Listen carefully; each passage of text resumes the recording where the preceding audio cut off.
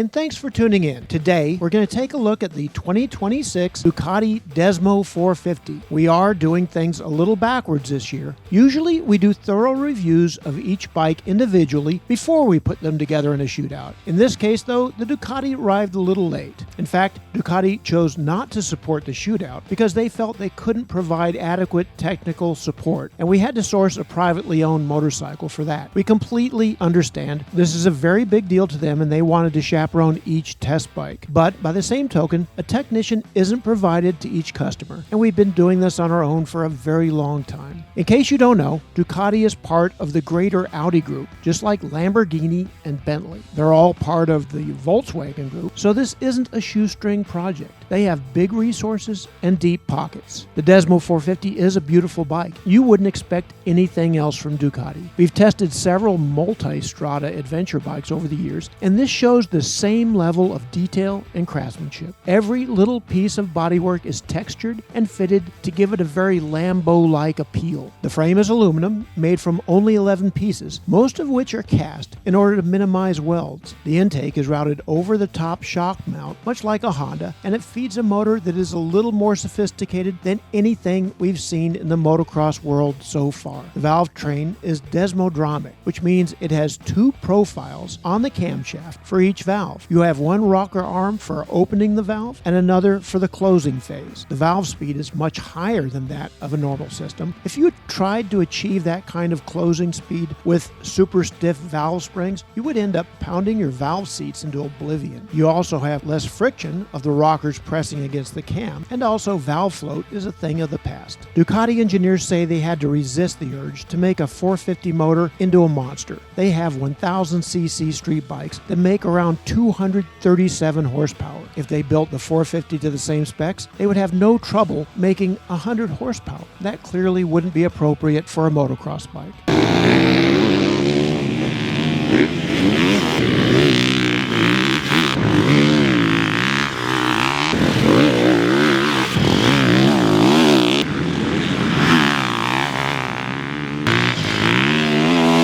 While the Ducati certainly isn't slow, it's no beast. Its strongest zone is in the middle and on top. It's actually a little sleepy down low, but it really catches up fast. On the Pro Circuit dyno, it peaks out at 57.3 horsepower at 9,300 RPM. To put that in perspective, it's almost the same as a Kawasaki KX450. The best part is that it runs clean throughout the power curve. There are no hiccups or glitches or coughs anywhere, and we never stalled it. At the very bottom, it has some on or off jerkiness, but you only notice that in super tight, low-speed situations. There are two maps available on the fly, and most riders felt it ran best in the standard map, although the two are very similar. On the tracks we've ridden so far, it was difficult to get much advantage out of Ducati's traction control system, which is supposed to be more advanced than anything we've yet seen in the off-road world. That system is further adjustable through Ducati's X-Link smartphone app.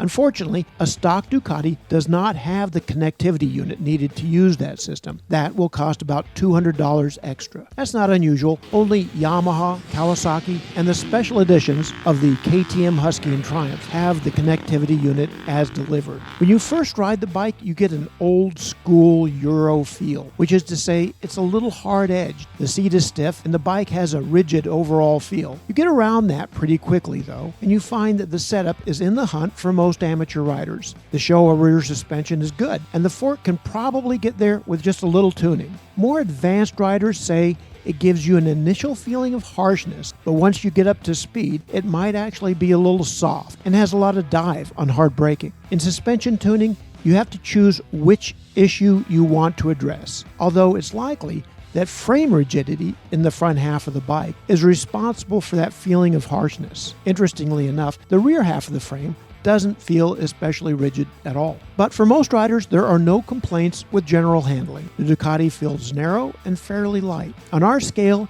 it's 234 pounds without fuel. Ducati clearly studied the market well, and that number falls right in line with most other 450 MX bikes. It drops into turns easily, and it's perfectly stable at speed. We gotta hand it to Ducati for picking all the right parts here. The Brembo brakes and hydraulics are excellent. The levers, bars, and seat cover, all good stuff. The only complaints that surfaced were the tiny fuel filler and the Pirelli tires, which were no one's favorite. The Ducati Desmo450 sells for $11,495, which is actually a little less than a KTM. We do know this, Ducati did really well considering this is a first-year effort from a company that has never previously shown interest in motocross. Ducati is, however, quite interested in racing, and that's doubtlessly the driving force behind this project.